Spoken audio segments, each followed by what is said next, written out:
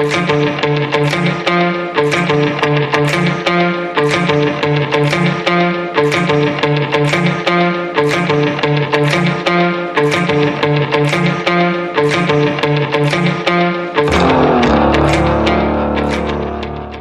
Darth Vader. In the development process, the Steam controller was supposed to be a jack of all trades, but in reality, it fails to do anything well. They showed off a lot of different prototypes, and I don't know how they came to this. This thing feels cheap. The plastic feels a little cheap, and it doesn't have the same reassuring heft that the Xbox controller has. And it's not as premium feeling as I expected. But what do you expect for £45? It's kind of funny, this modern game controller has the same sort of tack switch button that the Atari 2600 joystick did. When I first received my controller, I had trouble with the face buttons. I kept hitting B when I wanted A, like the layout was rotated 90 degrees from what I was used to. I really hate the button placement. It feels very awkward, specifically because of this raised ridge here. They're awkwardly low and too close to the handle bulge thingy. A, B, X, and Y buttons are stretched, and they're quite small and close together. You'll probably press the wrong button a few times as you get used to the reach. What kind of drunken chimpanzee, sex offender, and severe head injury survivor decided that this stupid glossy black plastic was the super duper clever pants choice to make for a thing that is supposed to be in your hand? And it sounds awful. Alright, what's up guys? We are back with another video, and by the title of this video, it's going to be a different one compared to what I'm used to. Based on the title, you saw that it is Steam Controller Rant. This is the different rant for the Steam Controller because I personally love it. Like I said, we're going to be talking about the Steam Controller, and I say, let's get right into it. Now, as I said, I absolutely love the Steam Controller. I personally prefer keyboard and mouse. That is my jam. But there's some games where I just prefer a good old controller. An example would be GTA 5. Driving and flying is pretty difficult on a keyboard, but on a controller it's amazing. But I used to playing with a keyboard and mouse on my desk, and then I had a controller on my lap. I pick up the controller when I fly, and that's what I did. And then I put the controller when I'm done flying or driving, and then back to keyboard and mouse. And it was just a hassle. And I didn't like that. And I needed a new solution. Now, I am definitely not a newbie to controllers. Recently, I've been using this Xbox One, not Elite. I forget what this one is called, but this is a special PC Xbox controller. Very comfortable, standard controller, nothing too special. Before that, I would use DualShock 4 controllers for the PlayStation 4. These are pretty great. I've kind of gotten used to how the Xbox sticks are set up, so I'm not a fan of DualShock 4 setup anymore. But still a great controller. But for PC gaming, they don't beat the Steam controller. And I'm kind of going to explain why in this video, with some gameplay showing off some of the features I use on the Steam controller and why I just think it's so great. We're also going to be looking at some brief clips. I showed some of them at the beginning of this video from a YouTube video I found compiling a bunch of bad reviews, as well as a short snippet of someone else's review. I just want to point out some of the faults in their logic when they were reviewing this and show how they were incorrect in that logic. So let's go ahead and jump into the first part, which is taking a look at some of those clips and calling out what they say wrong. Let's try that again with the D-pad. This is big Darth Vader style D-pad. Now this is definitely going to take a little bit of getting used to. Wow, okay, that is not... Wow, that does not feel right at all. Jeez. Holy moly, come on. Come on. Alright, so the first point I want to talk about is people's complaints about how the D-pad works on this controller. Now when you look at this controller, you have the two touchpads up here, and then you also have the analog stick right here, and then the face buttons, but no D-pad. Now the D-pad by default is built into this touchpad right here, and when you click it in, it has an audible click, which you can maybe hear when I do this. It's kind of hard to hear, but you can kind of hear it there. That's the default D-pad. And that's what people complain about, because it's not super easy to push in, honestly. It's not super easy to push in, but it works. And I think that's what people assume is the D-pad. But there's a better way to do a D-pad, and this is what I wish people would do before they diss it. You can set modifiers so that either the touchpads act like a touch screen and become the D-pad. So I'm going to give you that example I'm going to pull up my interaction menu. And what I have is, you're going to see on the controller overlay, which is nice. I'm going to do a half press of my left trigger. If you don't know what that is, we're going to explain it in a little bit. And that's going to set up a modifier so I can use my left. You're going to see it. You can use your left touchpad as a D-pad. And I can just tap it very quickly. I can just fly through this menu without having to click at all. And I'll even put it up to my mic and you won't hear me clicking at all. And it's going to go right through. Now what I also have done is, people also complain about these face buttons being in a horrible spot. And I can agree, at first they are in a bad spot and it's kind of hard to reach them. But you get used to it pretty quickly. But if you are just struggling to reach it, you don't have to click them to do your actions. Because, like with the D-pad modifier, you can set up so you hold down a button or do any other combination. But for me, I like using the left trigger. I'm going to hold down the left trigger. And I can do my usual actions. Let's just go to a menu so I can demonstrate me clicking A on my right trackpad to continue in.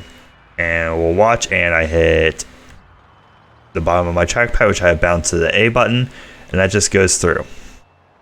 And B also works on the trackpad, just like that. If I run into this car,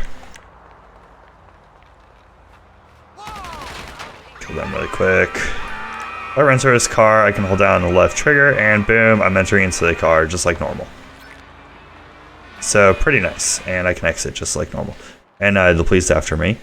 So that's another thing you can do, and that gets rid of the complaints about how the face buttons are in a horrible spot. And you can do any other button to activate those face buttons on the trackpad. You don't have to use the left trigger, that's just what I do. And I feel like that's a great thing you can do with the Steam controller. And that gets rid of that complaint, so we can throw that one out the window. The joystick needs improvement. There's a bit of a mushy zone near the edges, and a bit of a dead zone in the center that I can't seem to get rid of completely. I just think the overall layout is just really, really poorly done. Having a thumbstick down here, which is going to be what you're using, because I found very, very few games even utilize using the left trackpad as anything. For most of the time, you're using this and this. And it's just a very weird feeling to have to move your thumb over downward. My thumb got very tired after a short period of time since using it. The shape of the controller is generally focused on providing a comfortable experience using the touchpads. Comfort for joysticks and face buttons be damned. If you're going to be using the Steam controller's joystick or face buttons a lot, I think you'll notice some slight discomfort. Alright, and the next thing I want to talk about is the analog stick situation right here. Now, people complain that this analog stick is mushy, gross, and doesn't really feel the best and is in a weird spot. I kind of agree with that. I do agree it's not the best analog stick.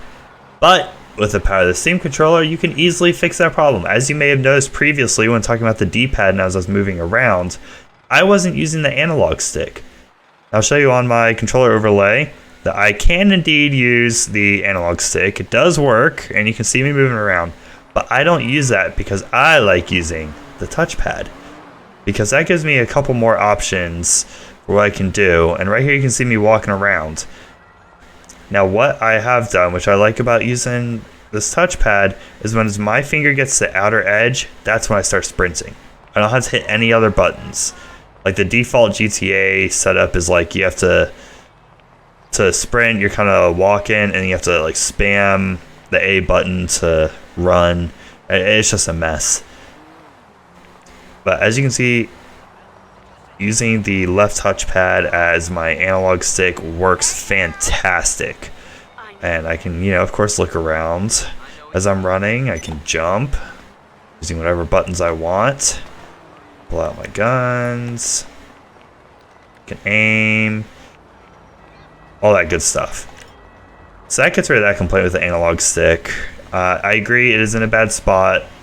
The way the grips curve upward on this controller do make it harder to hit that analog stick. But it's not really that big of a problem. If you can just remap this analog stick to anything else, it just fixes all the problems.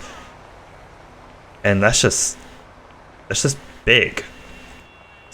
And that pretty much covers the complaints about the analog stick. So let's move on to people's complaints about accuracy. Okay, so I've been using it for around a week, and let me just say that you can't use this at all with a game or anything that requires the slightest bit of accuracy or precision. Throw any FPS games out the window. Counter-Strike was just ridiculous. I don't think I got a single kill playing with this thing because it is just so hard to get used to. Now, I'll admit, over the week that I use it, I got a little bit better, a little bit used to it, but it is still just not something that should be used with any shooting games. If you're playing a casual game, maybe something even like Portal or, Civ, any kind of RTS, this might be okay, but anything other than that, this is just not going to be a good solution. Alright, as you just saw from that clip, someone had some serious issues with the aiming, and he went so far as to say, you cannot use this for any FPS shooters. But I'm going to show you a clip of me goose hunting that will say otherwise about the horrible accuracy of the Steam controller.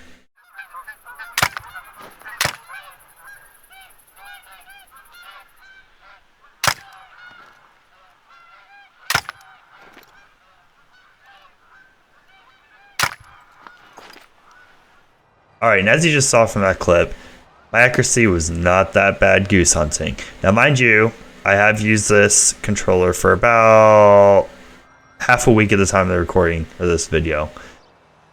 But he did claim to have been, and early in the video, he claimed to have been using the controller for a week. And I wasn't struggling. Now you on the first day will struggle. It is a little difficult and you have to find that perfect setup. But once you find that setup, it is amazing. But yeah, you saw with my accuracy, I was using a combination of my touchpad, just like that, and then also gyro controls, which I haven't really talked about.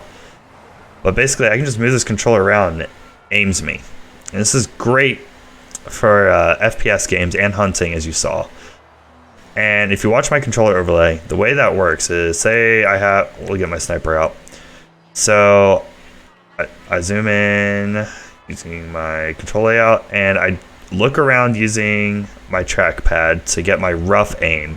So say I wanted to take out this person right here, So I get close where I want, and then I use my gyro controls to do my fine little movements. You can see I can do some pretty delicate moves with just a small movement of the controller. So yeah, I would find my target using a trackpad, and then I'll line up my shot, and boom. We can jump over to this person who's running. There's another kill. We could find this person in the car. This person over here. Well, maybe. There we go. I might not be able to hit that person, but boom. So, from what I was saying, that was not bad aiming. We'll fight off some cops just to prove that point. But using a combination of gyro and the touchpad, your accuracy with some practice, it just shoots up. It's not even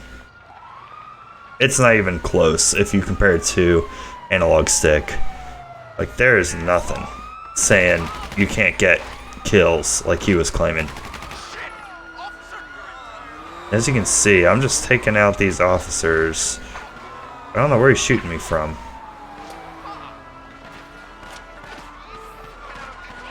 Oh, I'm getting shot from behind.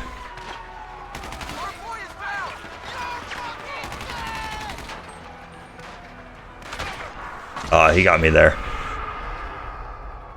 Yeah, accuracy is not a problem.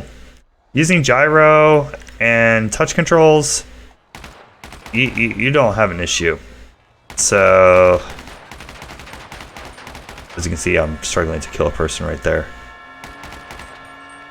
But yeah, that disproves the accuracy claim. I'm not a big fan of these triggers. These feel a bit flimsy. We have our triggers, which are dreadful. For racing games, they are dreadful because basically they depress slightly, and then the rest of the way, it's kind of a click, which is terrible for racing games because you want to sort of be able to ease up your brake and throttle. The buttons have a click that is far too shallow for my taste, and they have no feel to them at all. And they even sound like cheap and nasty switches. The triggers are just terrible for that kind of thing. The travel time on the analog pull is a bit too short. Combine that with the spongy feeling of the spring, and it amounts to not having any real finesse when using them as analog inputs for things like accelerators in racing games, for example. Now, the final complaint we're going to talk about from that video is people's complaints about using this for racing. Now, I will agree, the triggers, because of their travel distance, are pretty bad for racing games. I wouldn't really consider using this in a racing sim, just because you can't really control your throttle very well. But I mean, that's fine. If I'm doing a racing sim, I personally have a steering wheel that I'm going to use, so it doesn't really bother me that much. But this controller does have some benefits to driving that you will see, especially in GTA. But I just want to briefly talk about the triggers really quick. The triggers are very special, and they have this dual trigger setup. So I'm going to see if I can capture this on camera. But as you can see, we're looking right here. The triggers, they go down about halfway, and then they stop. Now you can't really see it, but that's where they stop. And that's the first action you can set. That's a half pull, or soft pull as the software calls it. But then there's one final portion. You'll see that right here. And that's where you can do another action. So, for example, I'll go ahead and pull up a gun. And what I've done is I've bound, instead of using left trigger to aim down sights, I bound my aim down sights to this first soft pull. You'll see that there. And then the final pull is shooting, which you will see right here. You can see it on the overlay. I believe it shows a soft pull, yep. And then the final pull. And that's just a way where you can free up your left trigger for doing stuff that you wouldn't normally do. And that's just the power of the Steam controller. I can bind random things to my left trigger that I can't normally do on a regular controller. And that's just a great thing. But anyway, that was a little sidetrack about the triggers. So let's go ahead and demonstrate driving. So I'm going to hop into a car right here. Alright, so I'm just going to drive around. I prefer to use the analog stick for driving instead of the touchpads, so I still use the analog stick for some things. But driving around is pretty nice. I say the triggers are better for a arcade driver as opposed to a sim driver, just because of how the triggers work. But the nice thing about the Steam controller is this gyroscopic steering you can do, and I will demonstrate that now. Instead of using an analog stick, I'm going to just steer like a steering wheel, and I'll hold my controller up for this. And you can see as I'm driving, I can just tilt the stick, the steer, as if it was a steering wheel. And that should show up on the overlay as well. And that's a great way, if you want a different experience driving, that's a great thing you can do. It's kind of fun, a little difficult sometimes, but if you don't have a steering wheel and you just want that old Nintendo Wii experience, that's a great way to do it. But yeah, like everyone says, oops, hit the light poles. This is not the best for driving, honestly, just because of the triggers. But for an arcadey driving experience like GTA, it works just fine. The camera controls on the right touchpad work as expected. No complaints there. Alright, the last complaint I want to talk about is how people are complaining about the grips. Now, the grips on the Steam controller are a little weird. As you can see, they do curve upward right here. And that's kind of different from, say, an Xbox One controller where it curves downward. And you kind of hold it like you would a normal controller. And people apparently complain about this, saying it's weird. And that's because they're thinking of it from the standpoint of, say, an Xbox controller. Now, the reason they curve up like this is because, once again, of the touchpads. Everything is designed around these touchpads for a reason, because they are totally awesome. So, they are angled upward because the touchpads work best if your thumb tip is going down on them. If you try to lay your thumb flat like this, it does not work as well. So if you try to lay it flat, it works, but not as well. You want your thumb tip, and that's going to be more precise. Now, with them being angled up like that, it naturally puts your hand at an upward angle, so it's a lot easier to put your thumb tip down like that. And that just works a whole lot better. And it's the same for the other touchpad. It just works a lot better, a lot more precise. You can move your thumb around a lot more. It just works so much better. And that's why they did it like that. For a normal controller, you don't need that because you kind of want your thumbs to be flat. It's more comfortable hitting these face buttons if your thumb is flat. Unlike the touchpads where you want like this. And if the grips were angled down like this, my thumb would be at such a weird angle on the Steam controller. It would kind of hurt after a while, and that just would not feel good. So that's kind of why they designed it like that. I don't get why people are complaining about that. It's obvious, honestly. It's really obvious. All right, and now for my closing thoughts. The Steam controller is great. I mean, I cannot express how much fun I've had with this controller as opposed to an Xbox controller, a DualShock 4. The customization you can do on this thing is out of this world, and that's the part people need to understand when they review this. A problem a lot of these reviewers have is they have to get a review out quickly, and they don't have time to put into this like I have. And when you learn how to program this thing, there's almost nothing you cannot do with this controller. So much more you can do than on a regular controller.